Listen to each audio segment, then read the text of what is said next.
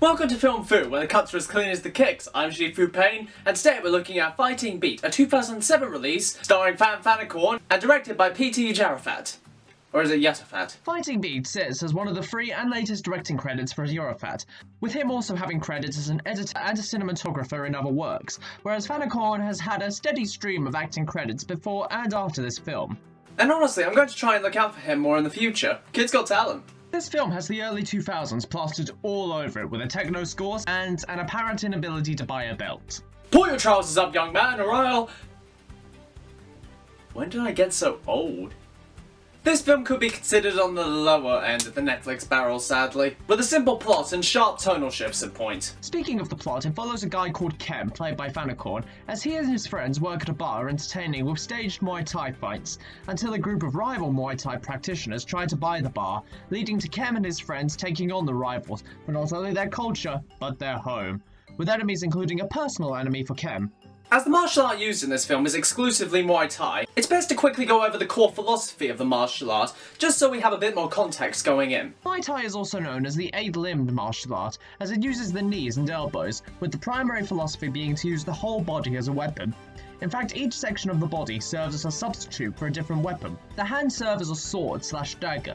The shins and forearms are utilised as armour by being hardened to counter-attacks, with the elbow attacks being like a hammer or a mace, while the knees/legs become akin to an axe or a staff. I mentioned how the tone is all over the place, and sadly this is true of the theming also. With an early theme being the holding on to culture as the world progresses, with the mentor character of the film insisting on their Muay Thai practice as a clear way to keep the cultural identity of their country alive. But then the rival gang shows up, who are called foreign at certain points, but never expanded on. Are they from another country? Are they Thai but have non-Thai ideas? I don't know! They include a man who killed Kem's father, so the film becomes a revenge plot, with the cultural plot being shoved to the back for the comic relief to deal with. And other than this, the revenge plot deals more so with grief and the choice to move on and heal, rather than choose anger and revenge. Does the cultural theming come back in any way during this film's action scenes? Well, let's take a look and find out.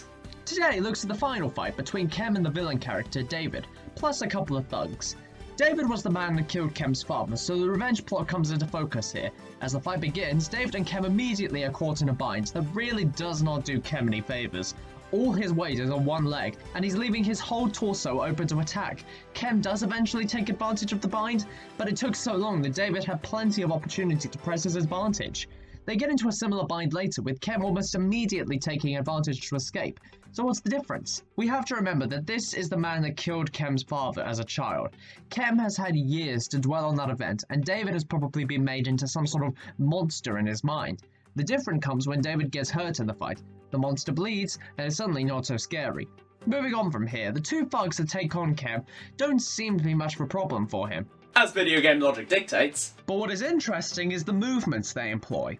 That is clearly a cheat 720 kick, a kick used in Taekwondo. It's called a cheat because some of the momentum is built up on the ground.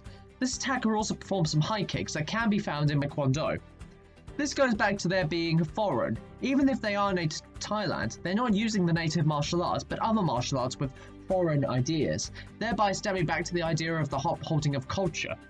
They finally back off when Kem proves he's the better fighter and saves the Taekwondo guy from impalement. Kem and him share a nod of respect even. I think here it's the understanding that it's just a job. It's not personal to them. The job's fallen through, so they have no reason to continue. They respect Kem for his ability and vacate. David has other ideas, however. David has aligned himself with the buyers, but that was before David knew Kem was a part of this, so why is he even with them? This stems from some sort of complex, I think, a need to prove that his way of fighting is better than the traditional Muay Thai.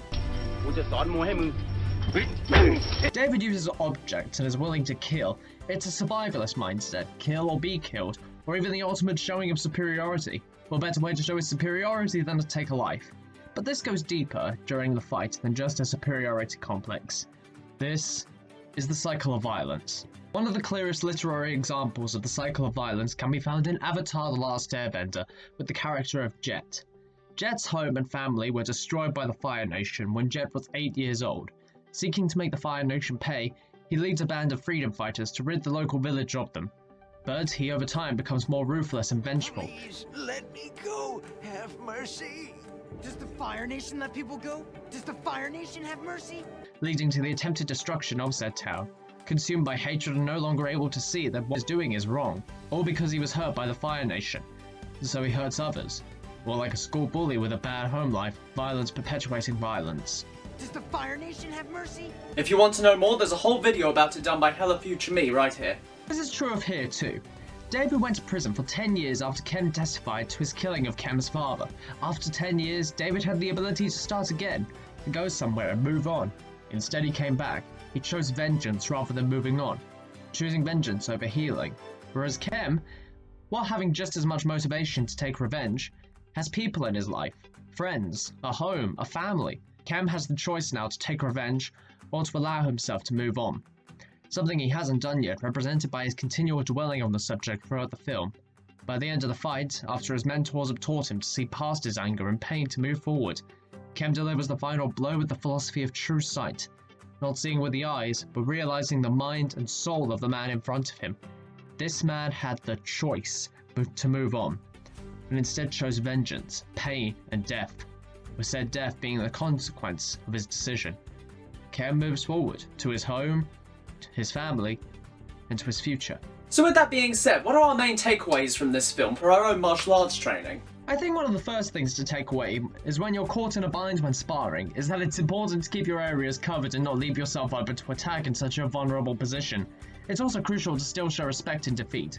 Even a loss is an opportunity to learn and grow. We're all on the same path of martial arts, no matter the discipline or origin, so showing respect to an opponent is a great benefit, whether the victor or the one on the mat. Finally, when or if you do lose, if you do get knocked down, it can be easy to take it personally, to want to get your own back at a person or world that wronged you. But ultimately, that line of thinking doesn't hurt anyone except yourself. If you give yourself the opportunity to reflect and grow, you become far stronger than if you take revenge or try to hurt others just because you can. What did the greatest boxer of all time say? But it ain't about how hard you hit. It's about how hard you can get hit and keep moving forward. How much you can take and keep moving forward. That's how winning is done. And not pointing fingers saying you ain't where you want to be because of him or her or anybody. Cowards do that and that ain't you. Thank you all for watching, everyone. Honestly, it was kind of weird watching this film, as the tonal shifts throughout the film just was so jarring. The comic relief did get a chuckle out of me a couple of times, but at some points it felt as though it was getting in the way of the whole revenge plot, which was something that I found that I was more invested in as a viewer and wanted to see more of. But with that all being said, I thank you all for watching, and don't forget to like, comment, and subscribe, and ring that notification bell so you never miss a new video. And as always, everyone, peace be with you.